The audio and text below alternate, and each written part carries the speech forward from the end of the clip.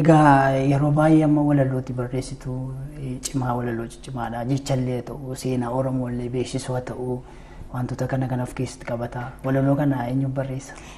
Walaloo kana egaa isteeppii garaagaraa keessa ba'ama. Walaloo kana barreessuun dura abbaan kiyya walaloo naa barreessa ani fudhadhuma qomatti qabadheen uummatatti dhiyeessu ture. Amma garuu walaloo kana isteeppii garaagaraa keessa yeroo ba'u anillee ittiin hirmaadha. Fakkeenyaaf dura taayitilii yookiin immoo maqaa walaloo sanaa barbaaduudhaaf anis nan hirmaadha. Akkasumallee aayidiyaa walaloo sanaa walitti golabanii kaa'uusaas isa keessattis nan hirmaadha. Akkasumallee immoo akka mana rukutu godhamee walaloo sana siikweensi isaa kaa'amee amma hojjetamuttis keessatti hirmaadha. Egaa hanga dhumaattuu keessatti hirmaadhee dubbisees immoo qabadhee uummatatti nan dhiyeessa. Egaa walaloo garaagaraa immoo yaalaan jira mana keessallee taa'ee nan barreessa. Baay'ee gaariidha. Egaa walaloo dubbistu yeroo hundumaa qomatti qabatteeti kan itti dubbistu waraqata malee jechuudha. Waltajjii irratti akkas hirkaa badeen beeku. Lakkina jalaan badu walaloo yeroo baay'ee sirriitti qabadha. Akka na jalaan banne immoo visualize gochuun ni barbaachisa. Visualize jechuun waan sana akkasitti mul'atu gochuu jechuudha. Fakkeenyaaf waa'ee biyya kiyyaa dubbisan jira waan yoo jira otoo ta'ee waa'ee biyya kiyyaa yeroo dubbisu sana wanti dubbisu sun sammuu kiyya keessatti natti mul'ata. Sababii isaatiin immoo uumaan jalaan badu. Qilleensi kee mijataa. Bishaan keetu taliila Afrikaa unachiifta biluunsi keessaa madda. Kanaaf tarii mudannoo qabdaa kana wal qabate. Kanaanillee hin qabu garuu yeroo tokko mudannoo aartii baay'ee nan qaba. Isa keessaa immoo Kwaatar hojjechuudhaaf Dohaa deemeen ture hojii aartii kana feestivaala urjiitiif achi isteejirra ba'ee hojjechaa jira hamileedhaan mooraaliidhaan hojjechaa otoo jiru tokko dhufee dhaabii jedhe. Maaliif ennaan selfii kaana jedhee garuu ana addaan hin kunne ittuma fufee hojjechuu danda'e. Footoo kaana siin jedha. Footoo kaana jedhee. Baay'ee nama dhiba. Gurguddaa kan namoonni kumaatamaan lakkaa'aman irratti illee hirmaatteeti kan itti jirtu. Kanaaf yeroo nama laalu namni of hunduratti gaafa baatu sodaachuus maltaa. Mee maatiin kee kanaaf maal si jajjabeessu? Maatiin kiyya waa baay'ee na jajjabeessu dura kan kaasetti egaa jalqaba kam si barbaachisu fedhiidha jaalalaas jedhanii na gorsuu akkasumallee immoo homaa hin sodaatiin wanti hojjettu sirrii sitti fakkaannaan homaa wanti sodaachisu hin jiru.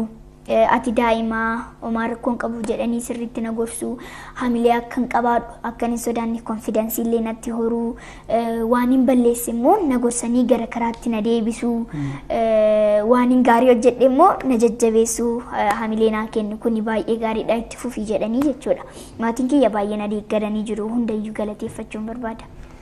Egaa galatoomicha Seenetti hojii aartii keessaa walaloo duwwaamini diraamaa irratti illee ni hirmaatta. Diraamaa kam irratti hirmaatte? Ani hojii aartii baay'ee hojjechaan ture. Kana boodas nan hojjedha. Fakkeenyaaf walaloo hojjechaan ture. Akkasumallee diraamaa dungoo jalqabee ture miidiyaa OBN irratti garuu sababa covidiitiin addaan citee jira. Akkasumallee fiilmii dhiyootti ba'u waan koo fiilmii baay'ee gaariidha jaalattu jedhee yaada. Fiilmiin sun dhiyootti kan ba'u ta'a kan eebbifamu ta'a. Isarratti illee hirmaadheen ture. Hirmaadheen jira akkasumallee hojii garaagaraa hojjedheen jira gara biyya alaas deemee. Baay'ee namatti tola. Egaa kun carraa guddaadha. Keessumaa diraamaa keessatti hirmaate sana keessatti akkuma manatti himtee qorattuu hawaa ta'uun barbaada jetteetti kan jirtu. Diraamaa sana keessattis egaa qorattuu hawaa taate sana bira gahuudhaaf kan itti hojjettu jechuudha. Mooyi. Meekeeti waa afaan godhadhu maaloo giiftee ko sammuun si dhootii xiqqoo ishee boqodhu. Armeen sammuu yoo itti dubbisan hin dhootu ni ballatti malee garuu yoo itti dubbisuu dhiisan keessatti dhiphattee dhooti. Mee situ filate moo isaanumas si galte? Anillee filadhee miti isaanumatu naa kenne kaaraaktarii sana. Beekaniitii fedhii kee? Anuun beeku waan sana garuu diraamaan sunii fi ani baay'ee walitti dhufa. Jechuun real life suniif diraamaan sun baay'ee walitti dhufa kan koo fakkeenyaaf yeroo baay'ee maatiis walitti qabee walgahii faana teessisaa akkasumallee qorattuu hawaa ta'uu barbaada. Kun immoo jireenya kan guyyaa guyyaatti keessa illee jira. Kanaafuu baay'ee walitti dhufa diraamaan sunii fi jireenyi kiyya. Mee amma maatii wal geenteessa taphatatti? Eeyyee manatti yeroo baay'ee wal geenyaa fakkeenyaaf mana keessatti yeroo tokko wanti natti hin tolle yoo jiraate walitti qabee ittan haasaa akkasumallee karoora garaagaraa yoo qabaadhe walitti qabee nan haasofsiisaa yaada garaagaraa walii qoonnaa fakkeenyaaf ati kana balleessiteetta ati kana baay'ee gaarii hojjettee kana sirreessuu qabdaa kana itti fufsiisuu qabdaa jennee illee walitti ni haasofna yeroo baay'ee wal geenya.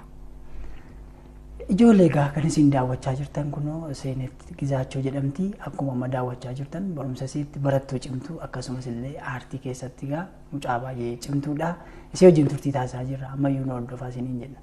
Dur bara durii bara sirni diddi bara dubartummaan gadaantummaa taate bara dur badhalchuun qaanii taate dubartii dhalate nan badee. Yeroo ammaa kana egaa kutaa 8tti dabarteeti kan itti jirtu jechuudha.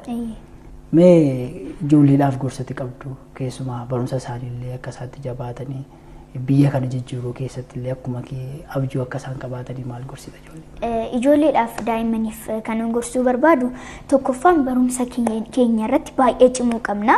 Barumsa kan bakka guddaa nu geessisu akkasumallee immoo hidden talent yookiin immoo dandeettii addaa kan qabnu illee yoo ta'e kan nagarre illee yoo ta'e dandeettii addaa sana barumsi nuuf baasa. Daa'imti kamiyyuu dandeettii addaa kan mataa ishee ta'e ni qabdi yookiin ni qabaata. Kanaafuu isa sana immoo baasuudhaaf uummatatti agarsiisuudhaaf barumsa irratti cimuun baay'ee barbaachisaadha. Egaa barumsa irratti cimuudhaaf jalqaba kan barbaachisu jaalalaa fi fedhiidha. Akkan durattis kaasetti jaalalaa fi fedhii qabaannaan amilees horattaa konfidensiis hin qabaattaa cimtee jabaattee hojjetta waa hundayyuu jechuudha.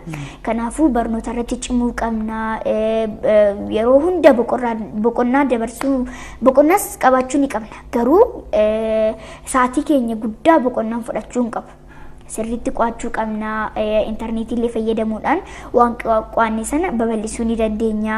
Riiferensi buukii garaagaraa fayyadamuu ni dandeenya.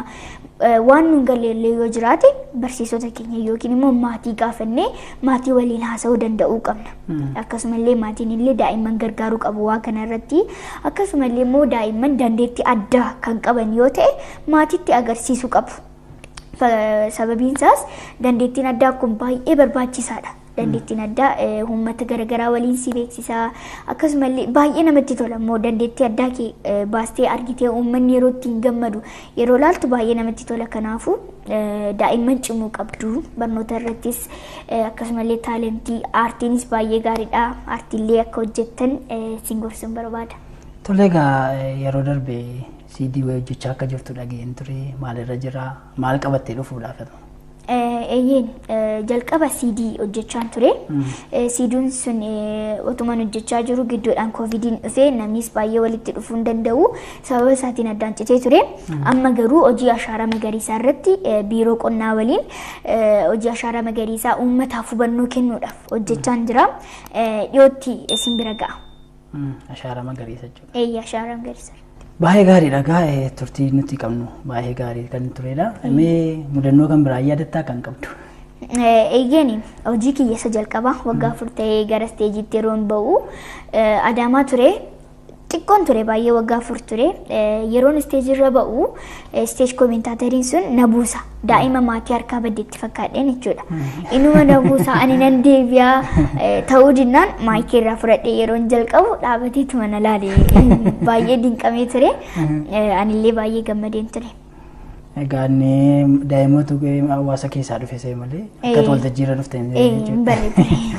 Baay'ee gaariidha egaa haasaa keenya xumuruudhaaf kan nuti deemaa jirru.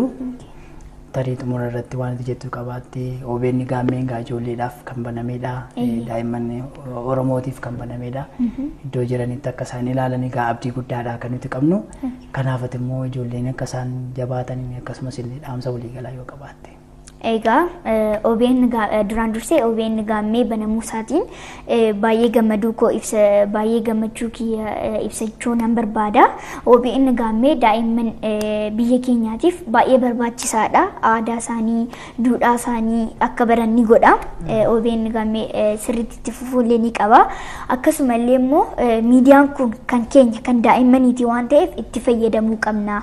Haalaan itti fayyadamuu qabna. Barnoota gaammeerraa argachuu qabna. Haalaan fudhachuu qabna jechuun nan barbaada. Akkasumallee immoo daa'imman akkan dura jedhetti beekamtii sirriitti argachuu qabdu jechuun beekumsa barnootaa sirriitti fudhachuu qabdu. Barnoota furtuu addunyaatti barnoonni.